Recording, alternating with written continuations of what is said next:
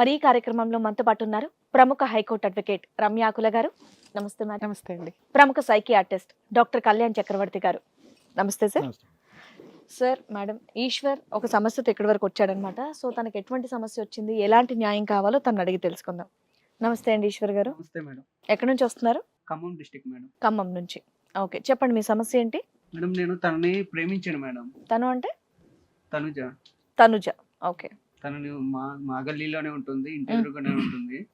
తనను బట్టలు ఆరేసుకున్నప్పుడు వెళ్ళి పైకి వెళ్ళినప్పుడు తనను చూసి అలా పరిచయం చేసుకుని లవ్ చేశాను. ఎన్ని ఇయర్స్ బ్యాక్ అమ్మా? ఒక 2 years అవుతుంది మేడం. ఈ రోజు తను నన్ను కాదని వేరే మ్యారేజ్ చేసుకుంటానంటుంది. చేసుకుంటానంటుందా? చూసారా సంబంధాలు? చూశారు, వాళ్ళ ఇంట్లో ఆల్రెడీ చూశారు. గవర్నమెంట్ జాబ్ అంట, మ్యాచ్ చేసుకుంటానంటుంది. నువ్వేం పని చేస్తుంటావు? నేను చిన్న జాబ్ చేస్తాను మేడం. ఓకే. చిన్న జాబోడికి ఎలా ఇస్తారమ్మా? నువ్వు లవ్ చేసేసావు కాబట్టి ఇచ్చేయాలా పిల్లని? లవ్ చేసినప్పుడు ఇద్దరు ఇష్టపడే కదా మేడం, కలిసి బతకాలని. నువ్వు లవ్ చేసావా? ఇద్దరు లవ్ చేసుకున్నారా? లవ్ చేసుకున్నాం మేడం. ఇప్పుడు ఆ అమ్మాయి కాదని చెప్పి ఇంట్లో వాళ్ళు చూసిన సంబంధం చేసుకుంటా అంటుందా? నాకు అమ్మాయి కావాలి. మీ ఏజ్ ఎంత? Sorry madam. 27. నీది నాన్న? 19 సార్. ఓకే. ఆ అమ్మాయిని అడిగితే ఏముంది, ఎందుకు నన్ను చేసుకోవట్లేదు, మనం లవ్ చేసుకున్నాం కదా అంటే ఏమంటుంది? గవర్నమెంట్ జాబ్ వచ్చింది, నేను అతనే చేసుకుంటాను, నేను చేసుకోను, నువ్వంటే ఇష్టం లేదు అంటుంది. ఇప్పుడు అక్కడ అంటే గవర్నమెంట్ జాబ్, ఇంకా ఆవిడకి లైఫ్ టైం గ్యారంటీ కాబట్టి అతనే చేసుకుంటా అంటుంది. మరి ఇంతకుముందు ఇవన్నీ డిస్కస్ చేసుకోలేదా? 2 years లవ్ కదా, 2 years లో మరి మనం పెళ్లి చేసుకుంటాం, మనకి ఇంత జీతం వస్తుంది, నేను వర్క్ చేస్తాను, మరి ఎలా అని ఏం మాట్లాడుకోలేదా? అప్పుడు ఓకే అంది మేడం. అప్పుడు నువ్వే ప్రపంచం, నువ్వే జీవితం అని చెప్పి ఓకే అంది. నాతో పాటు ఎక్కడ కావాలంటే అక్కడికి వచ్చింది, నాతో పాటు తిరిగింది, మ్యారేజ్ చేసుకుందామంది. ఈ లోపల ఇంట్లో వాళ్ళు కన్విన్స్ చేశారు. ఏం చేశారు ఇంట్లో వాళ్ళు? కేవలం గవర్నమెంట్ జాబ్ అనే దాని గురించి ఆవిడ ఇప్పుడు నిన్ను వదిలేసి అతను చేసుకుందాం అనుకుంటుంది. నేను అతనే చేసుకుంటాను. అసలు వాళ్ళ పేరెంట్స్ తెలుసా మీ ఇద్దరు లవ్ చేసుకుంటున్నారు 2 years నుంచి అని? లవ్ ఏనా, ఫిజికల్ రిలేషన్ కూడా ఉంది? లేదు మేడం, లవ్. ఫోన్లో లవ్ కో మీనింగ్ ఇచ్చారు. ఎంతకాలం అయింది తెలిసి? వాళ్ళ పేరెంట్స్ కి తెలిసి ఈ మధ్య కాలంలో నాకు మ్యాచ్ చూస్తుందని తెలిసి నేను వెళ్ళి అడిగాను వాళ్ళ పేరెంట్స్. నువ్వు అడిగావా? ఒప్పుకోలేదు సార్. వాళ్ళ పేరెంట్స్ కూడా ఒప్పుకోలేదు. ఒప్పుకుంటే ఇంక మ్యారేజ్ అయిపోయేది కదా సార్. కాదు, ఈ అమ్మాయి ఏమన్నా పేరెంట్స్ ఒప్పుకోలేదని వంక చెప్తుందేమో అనుకున్నాను. సో వాళ్ళ పేరెంట్స్ ఒప్పుకోలేదు, ఈ అమ్మాయికి ఏంటంటే గవర్నమెంట్ జాబ్ వచ్చింది, ప్లస్ ఈ అమ్మాయి చేసుకోబోయే వ్యక్తి ఏంటి, అతని జాబ్ ఏంటి, అదేమన్నా తెలుసా మనకి? Government job. నువ్వేంటి, నువ్వు చిన్న ప్రైవేట్ జాబా? ఏం చదువుకున్నారు మీరు?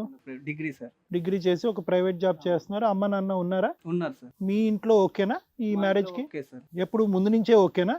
Okay sir. ఎందుకు అంత లేట్ చేసావు? మరి 2 years పాటు జరిగిన ప్రయాణంలో ఈ వీళ్ళ పేరెంట్స్ చెప్పడానికి ఇంత లేట్ ఎందుకు అయింది? అంటే తొందర ఏమో చేసుకుందాంలే, తను కూడా ఇంకా చిన్న అమ్మాయి 19 కదా. Right right right. Okay okay. నువ్వు వద్దనటానికి కారణం ఓన్లీ గవర్నమెంట్ జాబ్, మంచి ఆఫర్ వచ్చిందని ఆవిడకి? అదే చెప్తున్నారు మేడం, తను ఇంకా వేరే కారణం చెప్పండి. వాళ్ళ ఇంట్లో వాళ్ళు కూడా? మీ ఇద్దరి మధ్య ఇతరత్ర గొడవలు అవి ఏమీ లేవు? గొడవలు అంటే ఏమీ లేదు. 2 years ఆఫ్ లవ్ స్టోరీలో ఎటువంటి డిఫరెన్సెస్ లేవు. మొదటి నుంచి పెళ్లి చేసుకుందాం అని అనుకున్నారు, అదే స్టాండ్ మీద నిలబడ్డారు. సడన్ గా ఈ స్టాండ్ ఇప్పుడు యూటర్న్ తిరిగింది, అంతేనా? ఓకే, అమ్మాయిని అడగడం బెటర్ అయితే. సరే, ఓకే. ఇంకేం వర్షనే లేదు ఆయన దగ్గర చెప్పడానికి పాపం. తనుజతో మాట్లాడదాం. తనుజ, నమస్తే మ్యామ్. నమస్తే అమ్మా. ఈశ్వర్ చెప్తున్నాడు చక్కగా 2 years నుంచి లవ్ అంట, ఇంటి పక్కనే ఉంటారంట, చక్కగా సినిమాలో స్టోరీ లాగా మేడ మీద బట్టలు ఆరేస్తూ ఉంటే చూసి చక్కగా నేను లవ్ చేశాడు, ఇద్దరు ముచ్చట్లు పెట్టుకున్నారు. ఇప్పుడు సడన్ గా గవర్నమెంట్ జాబ్ సంబంధం వచ్చిందని చెప్పేసి ఆ అబ్బాయిని వదిలేయడం ఎంతవరకు కరెక్ట్ చెప్పు? మ్యామ్ ఏంటిదంటే నేను చెప్పిన మాట అతను వినట్లేదు మ్యామ్. వాళ్ళ ఫ్రెండ్స్ అనుకొని ఎంజాయ్. ఇది అప్పుడే నీ మాట వినేయాలా? కాస్త ఫ్రెష్గా ఒక మంచి లవ్, ఫిజికల్ రిలేషన్ లేకుండా ఉంది అన్నది మీ ఈ మధ్య కాలంలో విన్నది మీదే. అలాంటి లవ్లో నీకు అర్జెంటుగా మాట వినేయడాలు, పెళ్ళైనాక ఎట్లాగో కంట్రోల్లో పెడతావుగా? లేదు మ్యామ్, తాగుతున్నాడు. ఏదో అబ్బాయి డ్రింక్ కూడా చేస్తాడా? మ్యామ్ తాగుతున్నాడు. కాదమ్మా, నీ ఏజ్ ఇప్పుడు 19, 17 yearsకి లవ్ ఎందుకు ఇంత మెచ్యూర్డ్గా? అంటే ఫస్ట్ చూసుకున్నాం మ్యామ్, జస్ట్ ఫ్రెండ్స్ గా ఉండే, చూసుకొని ఇంకా అట్లా మాట్లాడుకొని కాలేజ్ లో డ్రాప్ చేయడము,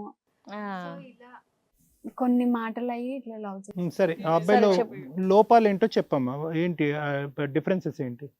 ఫ్రెండ్స్ తో తిరుగుతాడు మ్యామ్, తాగుతాడు. అట్లా చెయ్యకు, నీ హెల్త్ ఇట్లా బాగుంటుంది. తిరగకుండా ఎలా ఉంటారు ఒక మేడం? నిమిషం చెప్పు. ఇలా చెప్పినా సరే వినడు. నా ఇష్టం, తిరుగుతాను, నువ్వు ఇప్పుడు చెప్పవని నీ మాట నేను వినాలా అంటాడు మ్యామ్ అతను. సో ఇప్పటి నుంచే నా మాట వింటలేడు అంటే రేపు పొద్దున్న అతనికి పెళ్లి చేసుకున్నాక అతను మంచి చూసుకుంటాడు అనుకో, నాకు ఏముంది. అంటే ఈ 2 years పాటు ఇదే వ్యవహారం అతను, అంటే నీ కంప్లైంట్స్ మెయిన్ గా ఏంటంటే అతను ఫ్రెండ్స్ తో తిరగటం, తాగటం అనేది నీకు నచ్చలేదు, అవి కరెక్ట్ చేయడానికి ట్రై చేసావు, అతను ఒప్పుకోలేదు, అంతేనా? ఇంకేమన్నా ఉందా? అంతే సార్. మరి అది నిజంగా అదైతే కనుక సంవత్సరం క్రితం వదిలేవలసింది కదమ్మా. ఇప్పుడు నీకు పెళ్లి కుదిరిన తర్వాత అతన్ని నడి బజార్లో మంచిగానే ఉండే సార్. ఇప్పుడు అలా అంటే అట్లా ఇప్పుడు చేసి ఈ అలా మధ్య చేశాడు. అంటుందిగా ఇందాక నుంచి. ఇప్పుడు సో మా మదర్ వాళ్ళు అడిగారు అతన్ని, మరి ఏం జాబ్ చేస్తున్నావు, నువ్వు ఎలా ఆమెను చూసుకుంటావు అనేసి అంటే అతను చెప్పాడు, నేను డిగ్రీ చదువుకున్నా, నేను ఏ జాబ్ చేసుకుని అయినా సరే ఆమెను చూసుకుంటా అనేసి అంటే, నీకు జాబ్ లేదు ఏం లేదు, మా అమ్మాయిని ఎలా ఇవ్వాలి అనేసి మా మమ్మీ వాళ్ళు అడిగారు అతని క్వశ్చన్. అతను ఏం చెప్పలేదు, నేను ఏదో ఒక జాబ్ చేసుకుని ఆమెను చూసుకుంటాను కదా అని ఆ ఒక్క మాట కూడా అతను చెప్పలేదు. తను జాబ్ చేస్తున్నా అని చెప్తున్నాడు, ఆల్రెడీ చిన్న జాబ్ చేస్తున్నా అని చెప్పాడు. అంటే మమ్మీ వాళ్ళు అడిగేటప్పుడు అతను ఏం చెప్పలేదు కదా మ్యామ్. అప్పుడైనా నువ్వు చెప్పాల్సింది తను జాబ్ చేస్తున్నాడమ్మా అని చెప్పి. ఈవిడికి ఆల్రెడీ అప్పటికే సంబంధం వచ్చింది కదా, ఆ మ్యాచ్ చేసుకుందామని ఈవిడ ఉద్దేశం. నువ్వు చెప్పొచ్చు కదా, లేదమ్మా ఏవి అక్కడికి వెళ్ళి చెప్పలేదంటే ఏంటి? తను జాబ్ చేస్తున్నాడని చెప్పొచ్చు. వాళ్ళ దగ్గరికి వెళ్ళే దగ్గరికి నీ దగ్గర జాబ్ లేదా? మమ్మీకి ఫాదర్ చెప్పాను మేడం, ఏమని? నేను చిన్న జాబ్ చేస్తున్నాను, 15K శాలరీ చాలా తక్కువ వస్తుంది, ఆ, ఆ శాలరీ మాకు సరిపోదు, నువ్వేం బతికిస్తావు, ఆ జాబ్ మాకు సరిపోదు, మాకు పెద్ద గవర్నమెంట్ జాబ్ ఉన్న అల్లుడు వచ్చాడు, అమ్మాయిని ఏసీ కార్లో తిప్పుతాడు, ఏసీ రూమ్ లో చూసుకుంటాడు బాగా అని వాళ్ళు అలా ఆలోచించారు. వాళ్ళ వరకు వాళ్ళు జాగ్రత్త పడాలి కదా. నువ్వు లవ్ చేసావని చెప్పి 15,000 సంపాదించాడు, ఈ రోజులు ఏమో పరికి బతకగలుగుతారయ్యా? నీ ఏజ్ కూడా ఆల్మోస్ట్ ఇగో చిన్నపిల్లప్పుడు లవ్ చేసావు, 19 ఏళ్ళు, నీకు 27 ఏళ్ళు. మరి వాళ్ళ వర్షన్ పేరెంట్స్ ఆలోచించడంలో తప్పే లేదు. వాళ్ళకి ఏసీ కనిపిస్తుంటే నువ్వు ఫ్యాన్ చూపెడుతున్నావు, వర్కౌట్ అవ్వదు కదా తమ్ముడు. చెప్పు. ఏసీది ఏమో సార్, సెకండ్ హ్యాండ్ లో కొన్నా ఏసీ వస్తుంది, అది పెద్ద ప్రాబ్లం కాదు. నెలకు బిల్లు కూడా బాగా వస్తుంది. అది కొంటే తెలిసిద్ది. దాన్ని మెయింటైన్ చేయాలంటే ఏసీని మామూలు విషయమా? అంటే బతకడానికి ఏసీ ఉంటే సరిపోద్దా మేడం? అలా కాదులే ఏసీ కార్లు అవి ఉంటే సరిపోతా? ఇగో తల్లిదండ్రులు ఆలోచించే విధానం వేరు, వాళ్ళకి ఉండే ఎక్స్పీరియన్స్ వేరు.